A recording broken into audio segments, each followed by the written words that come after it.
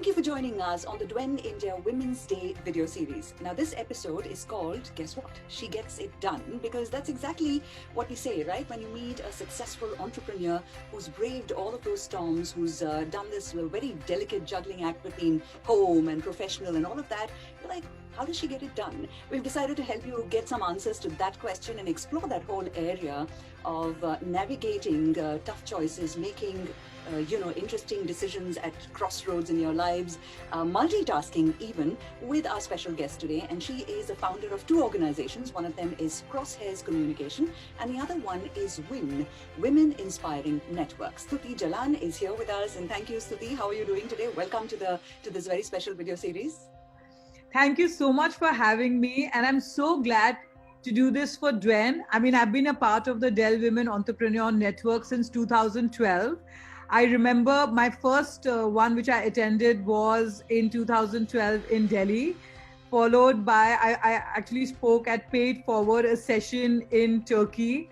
And then I've attended many of those in Austin, your headquarters, Singapore, Berlin. So it's been a great experience. And I'm also on the advisory council. So it's good to be connected with all the other women entrepreneurs out there, because I know sometimes we can feel really lonely. But Dwen has really helped me evolve myself in the last 10 years since I've been associated with it. Wonderful. That means we really are in the safe hands of Stuti over here, who's going to distill all of that wisdom and give it to us in the next 15-20 minutes or so. Let's talk about one of those early things that a lot of women experience, right? Bias at the workplace or in life while they're making all of these choices that put them at the forefront of critical decisions.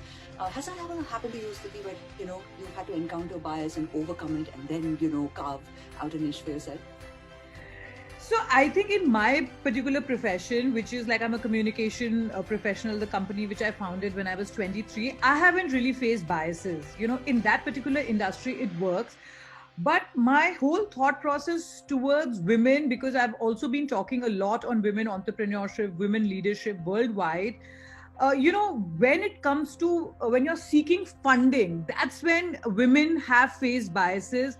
Or let's say in a country like ours, if for compliance or any other issues you're dealing with the government, there could be biases.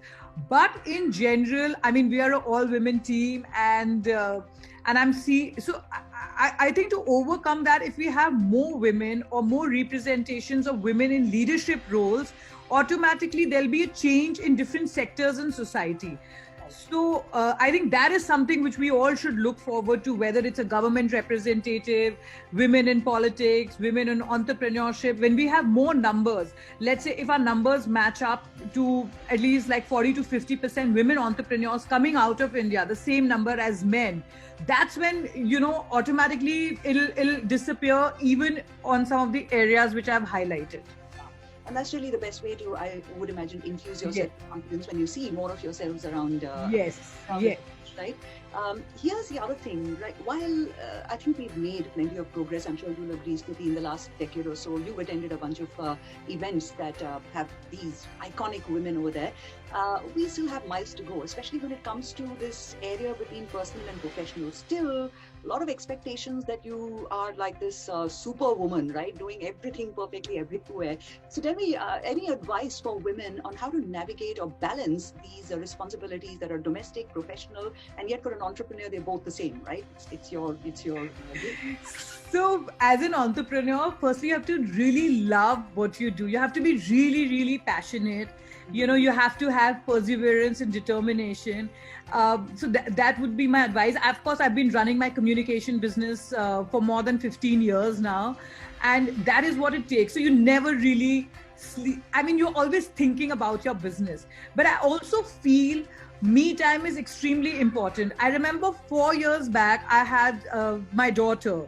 And, I thought it would slow me down. But, I've realized that how you have to take out that time, even though now we are all working from home. There are certain hours in the day when I take it out for her, but the rest of the 8 to 10 hours, I'm totally involved. So if you have a good support system around you, my husband, of course, he would do twice a week online classes. I would do twice a week. So if you have that shared responsibility And if you have the right life partner, you can do the balance. I also try and take out me time for myself. Like I play tennis twice a week, and that's something which I actually picked up last year after 15 years. I used to be like a district level tennis player, but I realized that a sport of fitness is really, really important. I think the pandemic gave us all a chance to sort of, reset ourselves, re-look at things, re-evaluate. So a balance is really important, because if you don't have a balance of personal and professional, you get burnt out too fast. So I feel, when I see my daughter, when it's my time with her, she's like my stress buster, And I remember, even though, I got back to work really early, like within a couple of weeks after having her, which was okay because it was my own business and I could go in and come out. So if we have that flexibility, where you can balance the both, that's a dynamic combination. Superb answer, Stuti, about how you really carve out time for yourself. Now, let's move out from yourself to the world that you live in. And somehow you mentioned a phrase, a very important one for women entrepreneurs, actually all entrepreneurs, paying it forward as a concept, right? So how does one take one's female counterparts along on a journey like this? Some ideas would be fantastic for you. So, my entire perspective changed about women entrepreneurship and women leadership almost 10 years back, when I went for a US State Department program where they connect us to Fortune women in C positions. So I had the great fortune of meeting Karen Quintos from Dell, Ariana Huffington, Sheryl Sandberg, and that sort of made me reflect. Now, it's been 10 years where I've participated in a lot of and contributed in my own way, and I paid it forward. However, last year, the pandemic gave me a chance to I founded the Women Inspiring Network, and that was how. So it's essentially a creative storytelling platform which creates, shares, inspires the women of our country. It's actually a movement to pay it forward. It's a community, and in a short span of less than a year, we've had a 10 million reach. We've got more than 5,000 members. We've done 500 conversations with women, which have inspired the women in our country. So we've had people like Apurva Purohit, who could be a president of Jagran Group, sharing her, experiences, leadership lessons. We've done series which have had filmmakers, celebrities, actors, people in the censor board. We've done authors. We've also got stories of high school students and young professionals talking about their mental health, sustainability. We've done series with IIT. We've done it with Jai Hind College.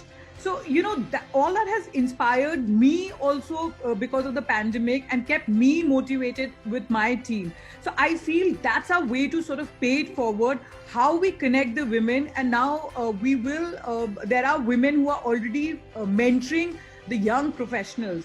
So I feel mentor-mentee relationship is something where a mentor also learns from a mentee.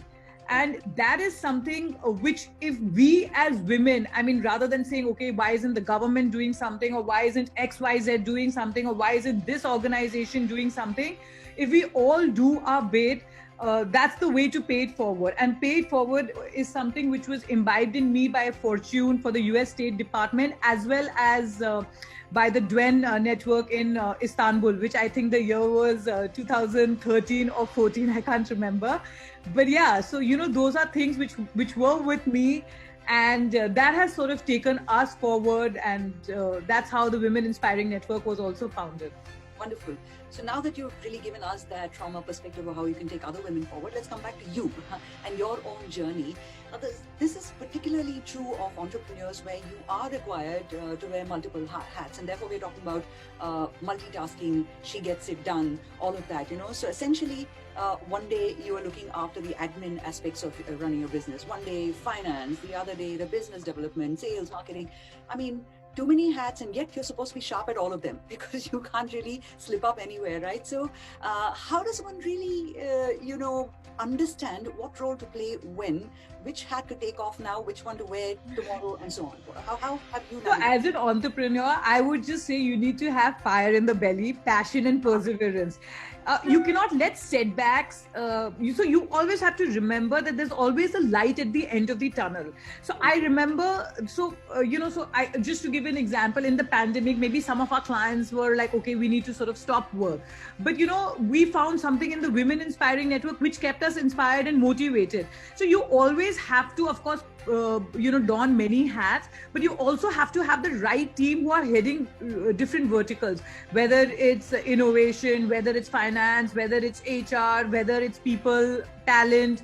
So so I've been able to establish that with different heads, and the idea is that you have a bird's eye view, where you can take a seat back and then look at it, and then don't let anything be perturbed. You, as an entrepreneur, you always have to remember that given the situation, how there'll always be a solution, there'll always be an opportunity. So we found an opportunity in the Women Inspiring Network. So that's how I would look at it, that how you look at an opportunity at a given point of time.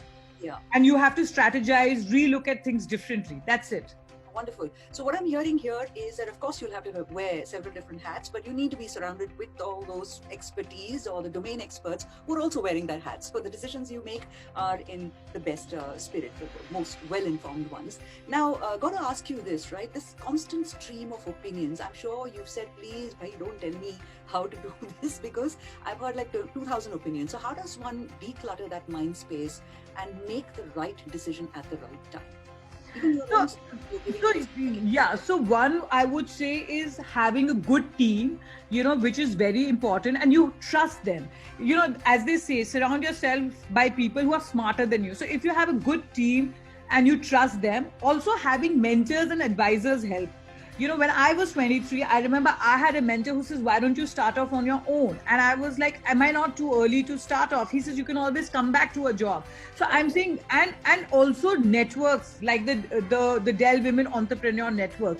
Like as I said in the beginning of our conversation, being an entrepreneur could be very lonely, but when you're bouncing off ideas with other entrepreneurs, you do start seeing a different point of view. So that is something which is needed. A great network, mentorship, networking. These are the things in which we all can thrive and, reach our goals. Wonderful. Final question before we move into a fun kind of segment for you, Stuti. How does one prevent negative experiences? And all of us will have one or two of them at least in our lives, right? How does one prevent that from coloring the way you view the world, making the right decisions? How does one prevent that from getting in the way of success? So, so when I would say, like, I have started adapting a lot of yoga, breathing exercises and meditation and, positive thought. You have to be generally really positive. I mean, of course, you may have conflict, but I've realized in my 15 years or 17 years of professional experience, I've never really reached a point when there's a point of no return.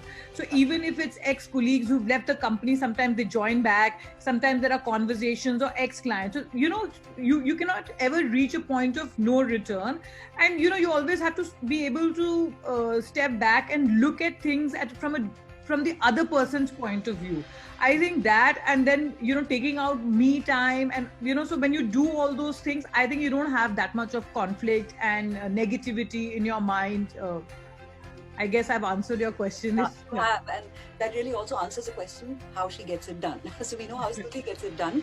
Now is where we're looking for 3 names from you. So it's a fun little segment that we have for you. So if I say something like #GirlBoss breaking barriers, what's the first name? So I would say, I have actually really come across Mansi Zaveri from Kidstop Press, and we've really collaborated, and I see her doing a lot of stuff, and it's just at the top of my mind. Her name is coming up. All right. Okay, one more for you. #GirlBoss creating new waves or making new waves for a new business in India.